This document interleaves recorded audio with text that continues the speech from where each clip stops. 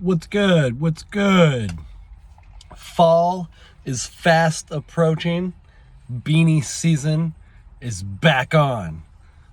One of the only good things about this time of year. I can wear a beanie and it's not obnoxious.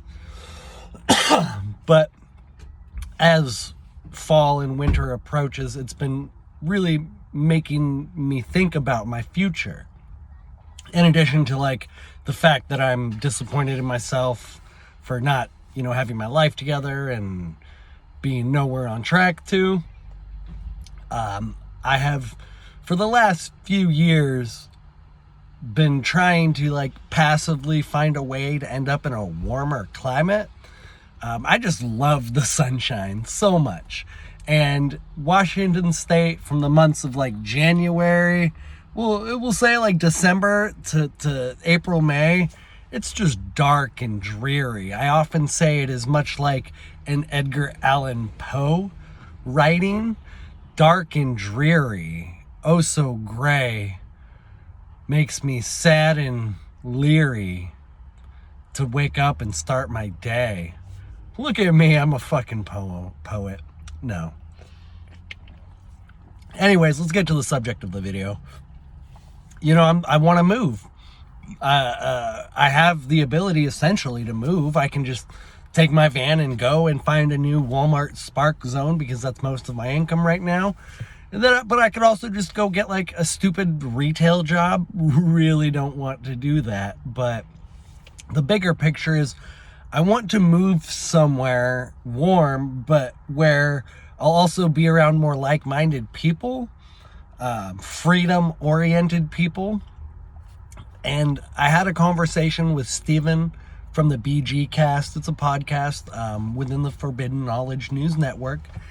And it was a really good conversation. We're going to continue to collaborate together. He is an anarchist as well. And I think he's going to ultimately be a thought leader within the community. The conscious community, the awakening community, but then also the anarchist community, because there's a bunch of overlap there. Because a lot of us see how corrupt governments and institutions are the root of most of humanity's problems. And so I have this vision. I think a balkanization of the United States is inevitable. So a breaking up of the regions. And I think we're going to see pockets of, hopefully they take this name, it's just perfect, freedom zones, where essentially the local leaders have kicked out the federal government and even as much of the local government as possible. And they become self-sufficient or mostly self-sufficient communities. I honestly believe we will see this sort of an arrangement in conjunction with the development of smart cities, which are just technocratic gulags or technocratic concentration camps. And so it's going to be interesting how these two entirely different communities coexist on the same planet. And I think even to the point where trade is going to be what prevents massive amounts of violence and fighting. I think the freedom zones are going to produce very necessary items, mainly food, like organic food. I think that's going to be a huge commodity in the future. Quality food. The people who live in the smart cities are not going to be happy with their bugs. They don't want to eat the bugs and live in the pods. They might live in the pods, but they want, maybe some carrots and cucumbers and tomatoes and steak. I love steak so much. I miss steak. I still eat it, but it's just not the same when you get steak or beef teriyaki. Anyways, so let me get back on the freedom zones thought. I want to move somewhere where I feel like a pocket of a freedom zone could be constructed. Somewhere warm. Because my family name has a little, like, there's a big street in my hometown named after my family that has my family name. I think I could leverage that if I wanted to seek some sort of position within the community, like a mayor or something. I've thought about this, infiltrating the system to dismantle the system, where like I would become mayor of that little podunk town, Port Angeles, Washington, whatever. But my objective would be to revive the economy. And that's actually why the street is named after my family, because that's what one of my great uncles did during a major downturn in the economy, like somewhere in the 1800s, I think, or early 19. I should do some more research on that. But so that's what he did. And I've had this dream of sort of following in those footsteps, because there are some abandoned buildings that have been abandoned for as long as I can remember. And there's so much potential there, but it's the bureaucracy of working with the town leadership, city council, and all of them.